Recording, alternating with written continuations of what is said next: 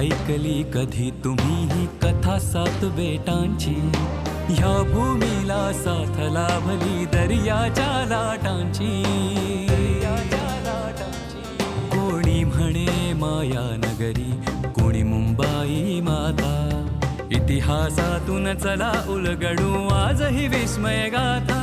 ही कहाणी अज्ञात मुंबईची. श्रोतेहो नमस्कार. प्रसारित करत आहोत अज्ञात मुंबई या कार्यक्रमाचा आजचा भाग. लेखक नितीन साळुंखे, वाचक ओमकार गोवर्धन आणि केतकी थत्ते, संकल्पना शैलेश माळोदे आणि सादरकर्त्या ज्योत्स्ना केतकर. आज ऐकूया दादरच्या कोतवाल गार्डनच्या गोष्टीचा पहिला भाग.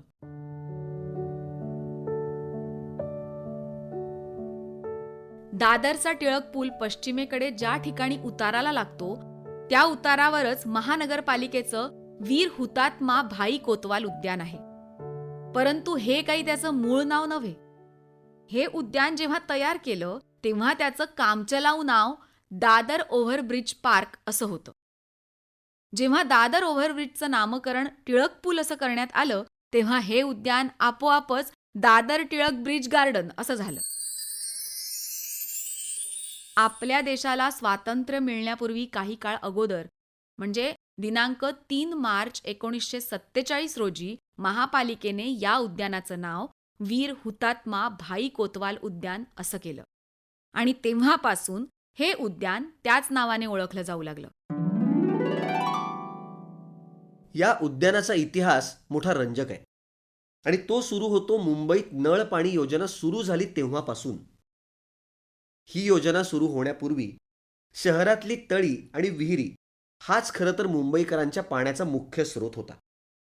जुन्या मुंबईत पाण्याचा फारसा तुटवडा तसा कधीच नव्हता. जमिनीखाली 20-25 मीटर खोल खणलं की पाणी लागायचं. त्यामुळे घरोघरी विहिरी. आज ऐकलं तर विश्वास बसणार नाही, पण त्या काळी मुंबई शहरात जवळपास 100 तलाव होते. मुंबई शहर म्हणजे कुलाबा ते सायन आणि माहीम एवढंच. यात उपनगर नाहीत. आणि या विहिरी आणि तलाव मुंबईकरांची पाण्याची तहान भागवायला पुरेसे होते.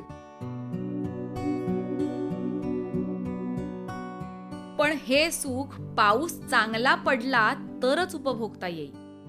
ज्या वर्षी पावसाचं प्रमाण कमी असे त्या वर्षी मात्र मुंबईकरांचे पाण्याचे भयंकर हाल होत असत. असं अनेकदा होत असे. सरकारनं यावर कायमस्वरूपी उपाय शोधण्याचे प्रयत्न चालवले होते.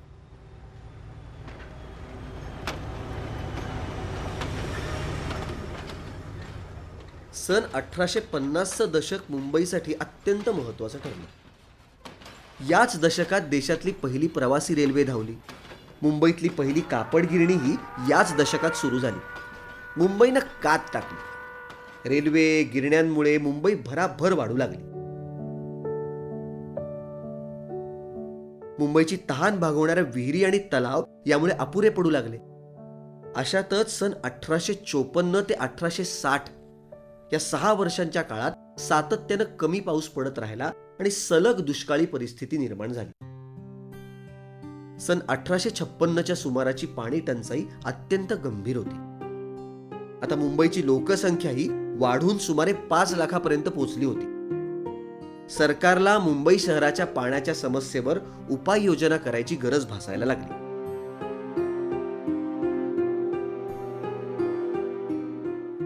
सन 1856 मध्ये ब्रिटिश सरकारनं मुंबईतल्या सततच्या पाणी टंचाईवर उपाय म्हणून विहार वॉटर वर्क्स राबवायला सुरुवात केली.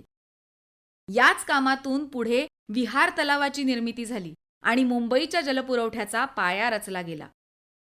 मुंबईत नळानं पाणी मिळायला सुरुवात झाली. पुढच्या काही वर्षात तुळशी, पवई आणि तानसा इत्यादी पाणी योजना मुंबईत सुरू झाल्या. 20व्या शतकाच्या प्रारंभाच्या 2-1 दशकातच मुंबईत नळानं पाणी यायला सुरुवात झाली. नळ पाणी योजनेमुळे मुंबईकरांना तलाव विहिरींची गरजच भासेनाशी झाली. त्यामुळे घराच्या आवारातल्या विहिरी बुजवायला सुरुवात झाली आणि तलावांचा उपयोग मुंबईकरांनी सार्वजनिक कचरा कुंडी म्हणून करायला सुरुवात केली. त्यामुळे झालं काय की परिसरातली अस्वच्छता वाढली. तलावात साठणाऱ्या कचऱ्यामुळे पाण्याला दुर्गंधी यायला लागली. डासांची पैदास व्हायला अनुकूल वातावरणामुळं मलेरिया, हगवण, ताप यासारख्या आजारांचा प्रादुर्भाव व्हायला लागला.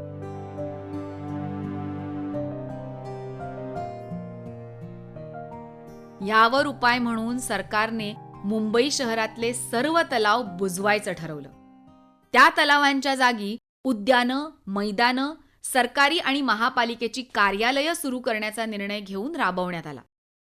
आपल्या नजरेला पडणारी अशी ठिकाणं म्हणजे माहीमच्या सिटीलाईट सिनेमाच्या समोर असलेल्या श्री काशी विश्वेश्वर मंदिराच्या शेजारी असलेला गोपी टँक बुजवून त्यावर महापालिकेने मार्केट बांधलं.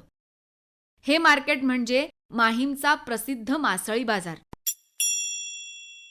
आज गोपी टँक फक्त गोपी टँक रोडच्या नावातच टिकून आहे. तिथूनच थोड्या अंतरावर श्री शीतळादेवी मंदिराच्या समोरच्या बाजूचा लहानसा तलाव बुजवून त्या ठिकाणी पोस्ट ऑफिस बांधण्यात आलं. श्री सिद्धिविनायक मंदिराच्या समोर असलेला नरदुल्ला टँक बुजवून तिथे बगीचा तयार केला. तर दादर पूर्वेला असलेल्या नायगाव टँकमध्ये भरणी करून तिथे फायर ब्रिगेड स्टेशनसाठी जागा उपलब्ध करून दिली. हा सगळा इतिहास उगाळण्याचं कारण म्हणजे दादरचं वीर हुतात्मा भाई कोतवाल उद्यान असंच एका तलावाच्या जागेवर उभारलेलं आहे. या जागेपूर्वी हंसाळी टँक नावाचा तलाव होता. कोतवाल उद्यानासमोर असलेला आर के वैद्य रस्ता त्या काळी हंसाळी टँक लेन म्हणून ओळखला जायचा. मुंबईतल्या इतर तलावांप्रमाणे हा तलावही खूप जुना. तेव्हाचं छोटेखानी दादर वसलं होतं ते कबूतरखाना पोर्तुगीज चर्चच्या आसपास. कबूतरखान्याच्या उत्तरेकडे माहीमच्या दिशेनं वस्ती अशी नव्हती. शिवाजी पार्क अजून अस्तित्वात यायचं होतं. टिळक पूल तर तेव्हा कल्पनेतही नव्हता. या तलावाच्या पलीकडे असलेल्या शिवाजी पार्क नजीकच्या समुद्रावर सूर्यास्तानंतर जाण्याची कोणाचीही हिंमत होत नसे. त्यामुळे दिवे लागणीपर्यंत एकत्र येऊन निवांत गप्पा मारण्याचं ठिकाण म्हणजे हंसाळी तलावाचा काठ. पण दिवसा मात्र हा तलाव गजबजलेला असे. ही गजबज सुरू होत असे भल्या पहाटेच. सन 1854 पासून पुढे मुंबई शहरात धडाधड गिरण्या सुरू होत होत्या.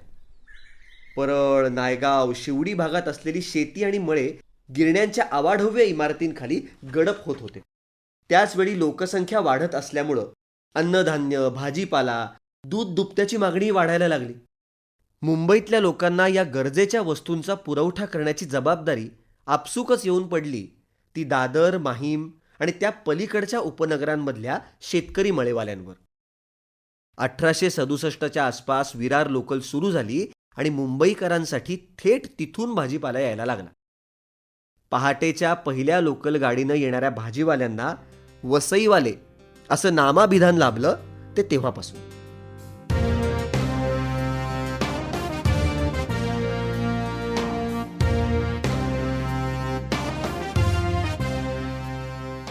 अज्ञात मुंबई. आज आपण ऐकत होतो दादरच्या कोतवाल गार्डनच्या गोष्टीचा पहिला भाग. उद्या ऐकणार आहोत याच गोष्टीचा पुढचा भाग. अज्ञात मुंबई. लेखक नितीन साळुंखे. वाचक ओमकार गोवर्धन आणि केतकी थत्ते. शीर्षक गीत समीर सामंत. शीर्षक गीताचं संगीत सुखदा दापके. गायक मंदार पिलवलकर. ध्वनी प्रभाव परीक्षित भातखंडे. निर्मिती सहाय्य रोहिणी पाटील आणि क्षितिजा सहकारी.